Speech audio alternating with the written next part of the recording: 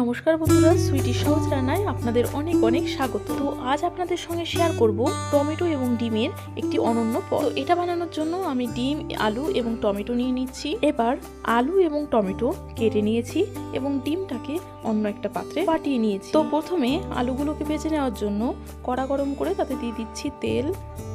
তেল গরম হয়ে গেলে একে একে আলুগুলোকে দিয়ে দেবো।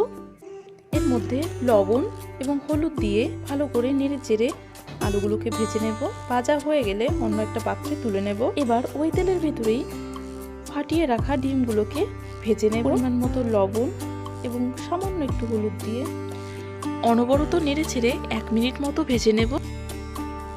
ভাজা হয়ে গেলে অন্য একটা পাত্রে তুলে নেব। এবার ওই কড়াতেই সামান্য তেল অ্যাড করে দেব। আমি এখানে সরিষার তেল দিয়েছি, আপনারা চাইলে সাদা তেলেও করতে পারেন।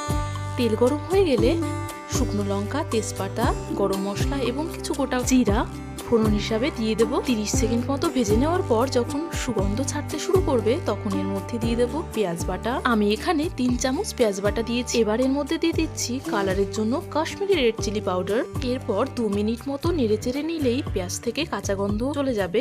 এরপর দিয়ে দেব আদা, রসুন এবং কাঁচা লঙ্কার পেস্ট। আমি এখানে সামান্য আদা, 7 কোয়া রসুন এবং 5 থেকে 6টা কাঁচা লঙ্কা একসঙ্গে পেস্ট করে নিয়েছি। আচ্ছা, মশলা তো দিয়ে দিয়েছি। মশলার বাটি ধুয়ে সামান্য জল অ্যাড করে নেড়ে চেড়ে নিয়ে এবার গুঁড়ো মশলাগুলো অ্যাড করে দেবো। তো দিয়ে দিচ্ছি 1 টিস্পুন হলুদ গুঁড়ো, 1 teaspoon red chilli powder, 1 teaspoon জিরা গুঁড়ো, 1 টিস্পুন লবণ, দিয়ে দিচ্ছি কয়েকটা কাঁচা লঙ্কা। এবার 5 মিনিট মতো নেড়ে চেড়ে নিয়ে ভালো করে কষিয়ে নিলেই যখন তেল ছাড়তে শুরু করবে এই পর্যায়ে এর মধ্যে টমেটোগুলোকে অ্যাড করে দেব। এবার নেড়ে চেড়ে ভালো করে মিশিয়ে নিয়ে ঢাকা দিয়ে দেব। 10 মিনিট পর ঢাকা খুলে নেব। আরও 5 মিনিট মতো নেড়ে চেড়ে নিলেই টমেটো থেকে তেল ছাড়তে শুরু করবে।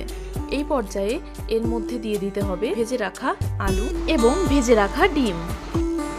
এবার একে একে সবটা দেওয়া হয়ে গেলে খুব ভালো করে মিশিয়ে নিতে হবে। এবার মিশিয়ে নেওয়া হয়ে গেলে 5 মিনিটের জন্য ঢাকা দিয়ে দেব। 5 মিনিট পর ঢাকা খুলে নিয়ে আরও একবার নেড়ে চেড়ে মিশিয়ে নেব। একবার চেক করে দেখতে হবে, যদি লবণের প্রয়োজন হয় তো এখন দিয়ে দিতে হবে। লবণটাকে মিশিয়ে নিয়ে এবার গরম মশলা গুঁড়ো সামান্য পরিমাণে দিয়ে দেব। সবশেষে মশলার সঙ্গে ভালো করে মিশিয়ে নিলেই রেডি আমাদের টমেটো ডিমের ভুজিয়া। এটা গরম গরম ভাত অথবা রুটির সঙ্গে জাস্ট জমে যাবে। আর বন্ধুরা, আপনারা কে কোথা থেকে দেখছেন অবশ্যই কমেন্ট বক্সে জানাবেন, যাতে করে আমি আপনাদেরকে ধন্যবাদ জানাতে পারি। আর নতুন বন্ধু হয়ে থাকলে অবশ্যই সাবস্ক্রাইব করে পাশে থাকবেন। ধন্যবাদ।